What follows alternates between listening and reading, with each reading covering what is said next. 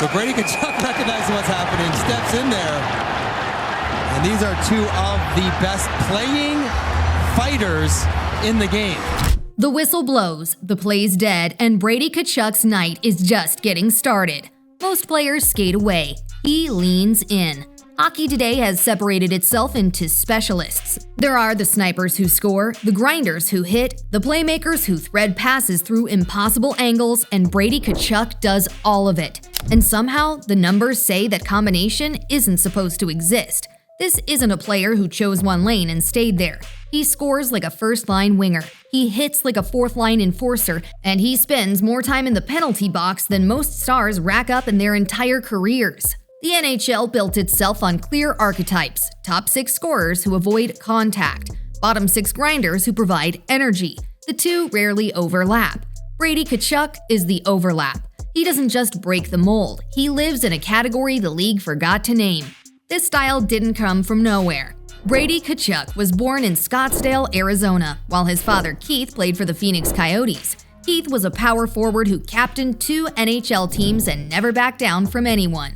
The blueprint was handed down early: score goals, throw hits, make opponents uncomfortable. Brady's older brother Matthew took that same DNA to Calgary in Florida. Grit mixed with skill, edge mixed with production. When Brady entered the 2018 NHL draft, scouts saw the bloodlines. They saw the size, 6 foot 4 inches, 226 pounds. They saw the motor. But most didn't recognize how rare the combination would become. Ottawa selected him 4th overall, and from day one, he brought something the rebuild desperately needed: fury. To understand why Brady is a statistical anomaly, you have to look at what the data actually says. Usually, there's a massive gap between top 6 scorers and bottom 6 bruisers. There is almost zero overlap. You pick one lane or the other. Most stars live in the high points, low penalty quadrant. Why? Because you can't help your team win from the sin bin. Control the game, stay out of the box, maximize ice time. But look at this chart. As points go up, the field thins out. Penalty minutes don't belong up there. And then, way off in the corner, by himself, there's Brady. Since 2022-23, he's averaged nearly a point per game. That's legitimate, top-tier, first-line scoring, elite production. But while he was doing that, he racked up 383 penalty minutes. No other forward with 125 points even has 300 minutes in that span. Brady has 383. He is literally off the chart. In 2023-24 alone, he put up 37 goals and 74 points. He also accumulated 134 penalty minutes, including multiple fighting majors. This juxtaposition of productivity and punishment shouldn't coexist in the modern game. Yet for Brady, chaos isn't a liability, it's a weapon. If the penalty minutes paint him as a bruiser, the hits reveal the full scope of his aggression. Over the last 3 seasons, Brady has delivered 764 hits while scoring 212 points. To put that in perspective, the next closest scoring forward is JT Miller. He produced fewer than 600 hits with 255 points.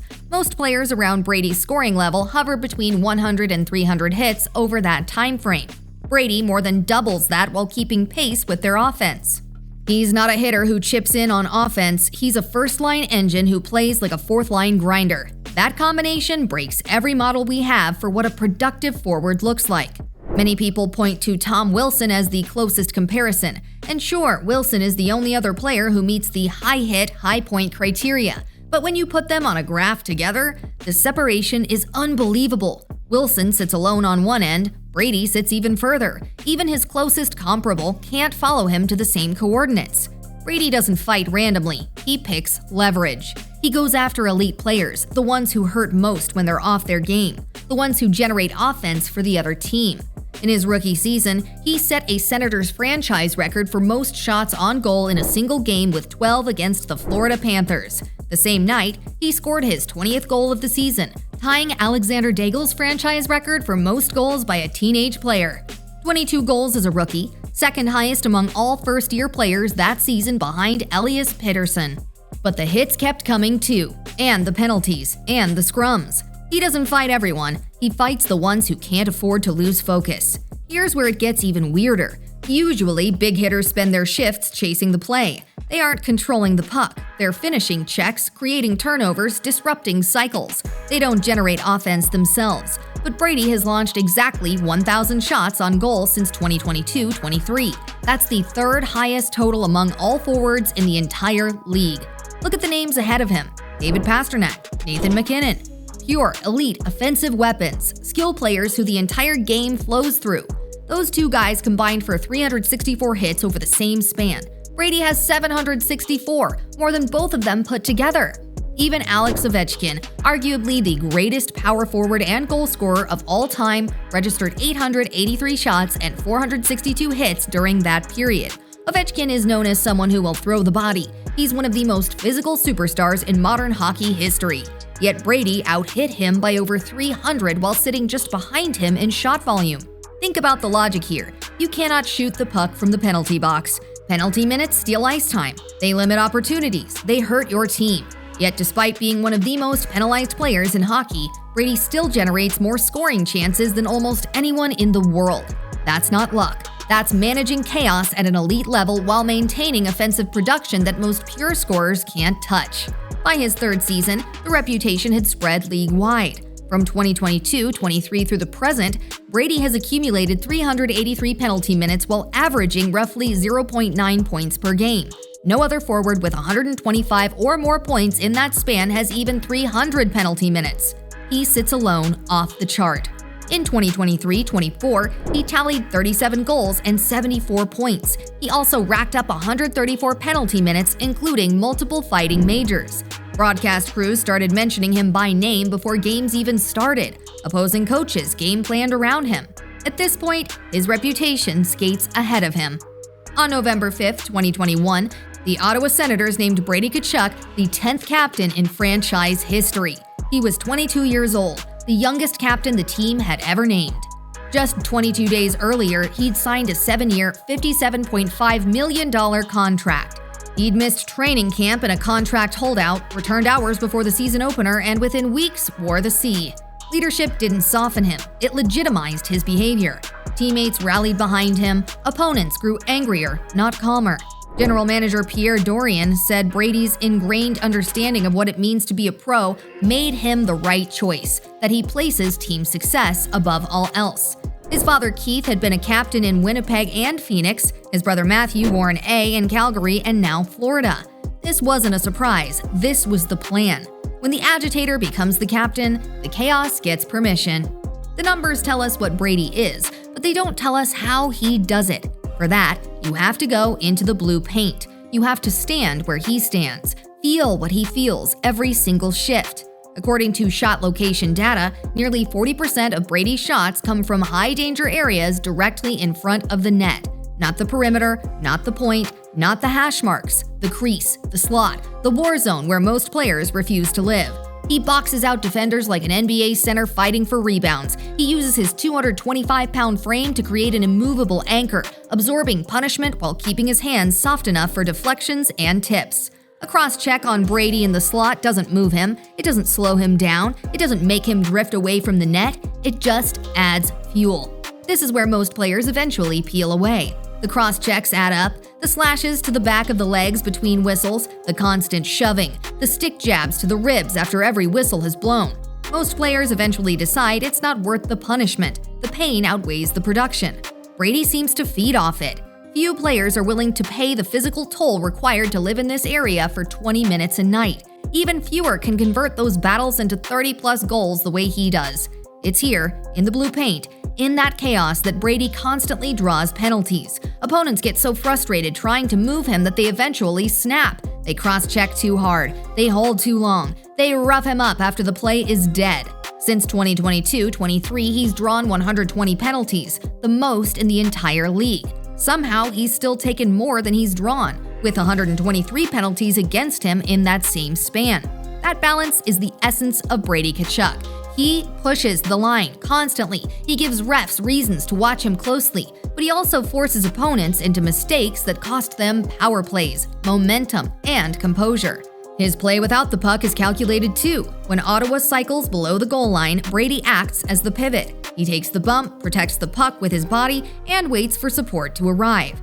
His passes out of the corners aren't always flashy, but they're timed perfectly for trailing players to get clean looks.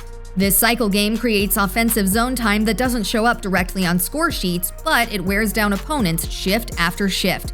After 3 or 4 rotations like this, defenders start to rush their passes. They start to avoid Brady's side of the ice altogether. They make mistakes trying to escape the pressure. It's not a coincidence that Ottawa's expected goals skyrocket when he's on the ice. His physicality doesn't just create hits, it conditions the defense into errors. November 27, 2021, Ottawa versus Los Angeles. Third period, Brady shoved Kings forward Blake Lizotte after the whistle. Brendan Lemieux came to his teammate's defense. The two dropped gloves, they hit the ice, and then Lemieux did something almost unheard of in modern hockey. He bit Brady twice. Brady's left hand was punctured, blood visible. He skated to the penalty box, showing every official his hand.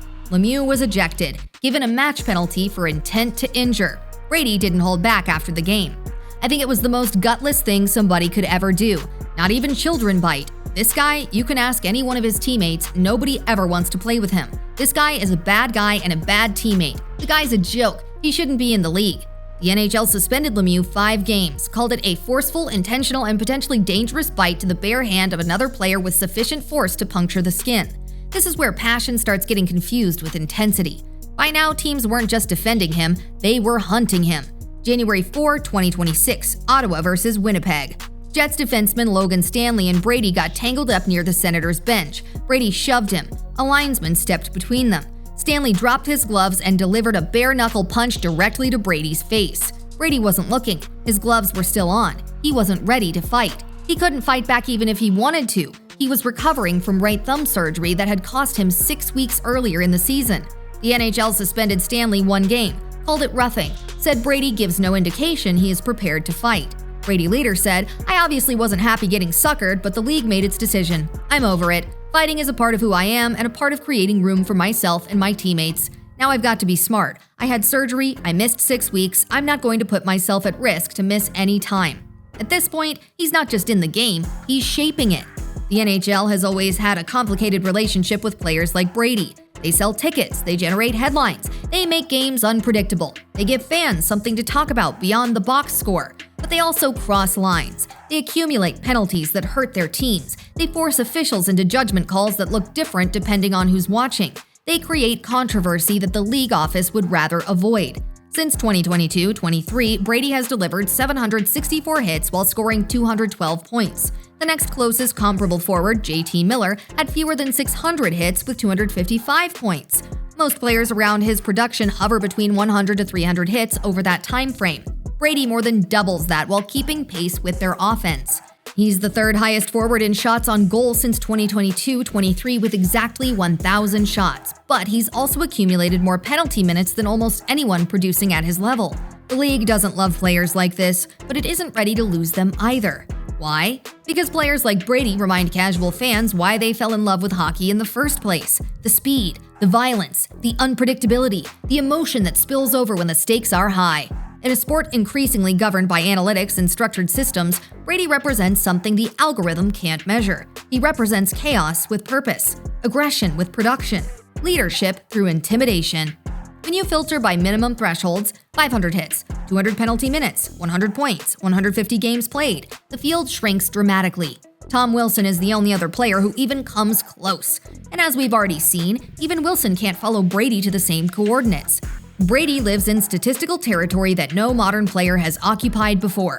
The league tolerates him because he's effective. Teams want him because he's irreplaceable. Opponents hate him because he's unavoidable. That's not a bug in the system, that's exactly what makes him valuable. Brady Tkachuk doesn't play on the edge. He lives there. He's a 30-goal scorer who hits like an enforcer. A first-line winger who leads the league in drawn penalties. 120 penalties drawn since 2022-23 while taking 123. Most stars live in the high points, low penalty quadrant. Penalty minutes hurt your team. Control the game, stay out of the box. Brady shattered that model. 0.9 points per game, 383 penalty minutes. No other forward with 125 plus points has even 300 PIMs in that span. He's not dirty, he's not reckless, he's intentional. Stats won't erase his reputation. Leadership won't soften it. This is what he'll always be known for. He doesn't play on the edge, he lives there. In a sport increasingly governed by analytics, systems, and predictability, Brady Tkachuk reminds us there's still room for the inexplicable. He breaks our charts, forces us to adjust our expectations. He's the son of a legend, the brother of a star, and the captain of a team climbing toward contention. But more than that, he's a player who shouldn't exist, and yet does. If you want more stories about players who rewrite the rules, stick around. There's plenty more coming.